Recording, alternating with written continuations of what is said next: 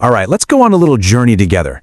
We're on a quest to find the one thing, the only thing in our lives that is absolutely constant. The part of us that is truly, deeply unchanging. So, what is it? Let's dive in and find out. So let me just ask you straight up, what in your life never, ever changes? I mean, really think about it for a second. Your job? Nope. Your home? Your relationships? Even your own health? It's a really tough question, isn't it? That's because pretty much everything we know and experience seems to be in a constant state of flux. And that's really the heart of the problem, right? We tend to anchor our sense of happiness, our sense of security, to things that are just not permanent. That shiny new car you love, it's going to get old. Our bodies change year after year. Even the deepest love can shift and evolve over time. So relying on these things for our happiness, well, it's kind of like building your house on shifting sand. It's a recipe for anxiety.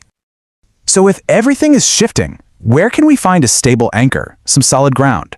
Well, that brings us to our first stop on this journey, the search for truth. The solution, according to a lot of ancient wisdom, is to find what's called the truth. Now, this isn't about facts you'd read in a textbook.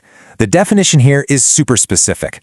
The truth is that which does not change, period. Not across space, not across time. It's the one constant in an entire universe of variables. There's this incredible ancient parable that really hits this point home. It says that after a great war, some demons wanted to cause humans endless suffering, so they decided to hide the truth. They thought about putting it at the bottom of the deepest ocean, or on the highest mountain peak. But then they realized, humans are relentless. They'll eventually find it there. So they hid it in the one place they knew most people would never even think to look, deep inside themselves. This whole story is a powerful reminder that our search has to be an inward one. Okay, so if we're going to look inward, we're going to need a map, right? You can't just go wandering around in there. That's what this next section is all about, a map for this inner journey. The easiest way to think about this is to imagine yourself as having 4 distinct layers, kind of like an onion. And we're going to peel them back, one by one, moving from the most obvious, sometimes chaotic, outer layers, all the way down to the profound silent core at the very center. And what's absolutely fascinating is that different traditions from all over the world and throughout history have been describing these exact same 4 layers for centuries.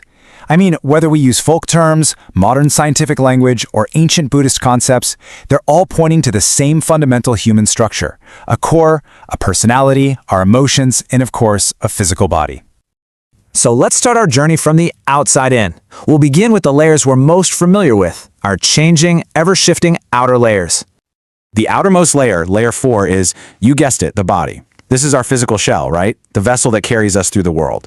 And we all know, intimately, that it is constantly changing. It grows, it gets older, and it's fundamentally connected to everything around us. In fact, many ancient philosophies say the body is literally composed of 4 great elements. And this isn't some mystical concept, it's very practical.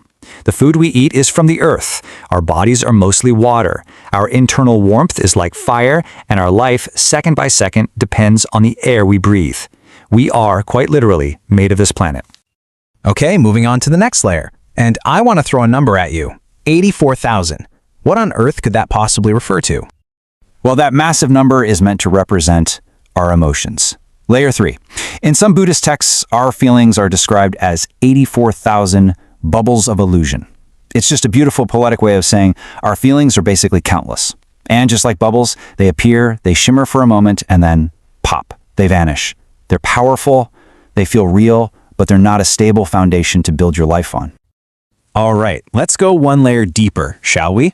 We're moving into the complex engine that drives our actions and really creates our sense of self, our personality. This is layer 2, our personality.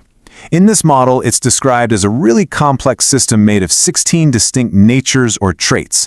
And these traits all combine in their own unique ways to form our ego, our sense of I.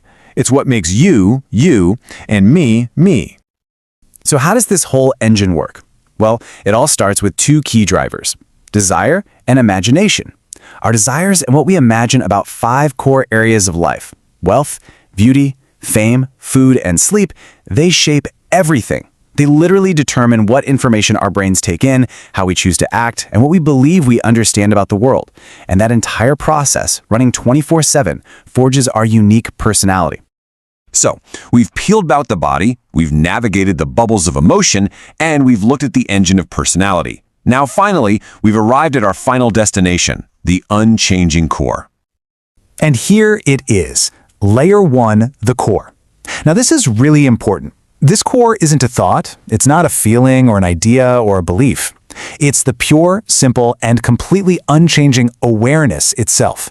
It's the fundamental capacity you have to hear, to see, to speak, and to know. The silent background that exists behind all of your experiences. There's a story that illustrates it perfectly. A king named Pasenadi was looking at the Ganges River, and someone asked him about it. He said, "I saw this river when I was just 3 years old, and I'm looking at it again now at age 62. Now think about that. His 3-year-old body was long gone. His 62-year-old body was completely different. And the river itself had certainly changed over those 60 decades. But the one thing that hadn't changed at all, the simple, raw capacity to see. The seeing itself was exactly the same. That is the unchanging core." So another way to look at this is that there are two kinds of energies at play within us. Our personality, with all its ups and downs, is powered by what we could call a yin-yang field, an energy that's constantly fluctuating, always in motion. But our core, that deep center, is associated with a luminous field, an energy that is totally stable and non-fluctuating. It's the silent, steady light at the very center of the storm. So, we've journeyed from the changing physical body through the fleeting bubbles of emotion and the complex engine of our personality, all to find the silent, steady, unchanging core of pure awareness. And that leaves us with one last, really profound question to think about. If your core is the only part of you that never ever changes, what part of you is truly you?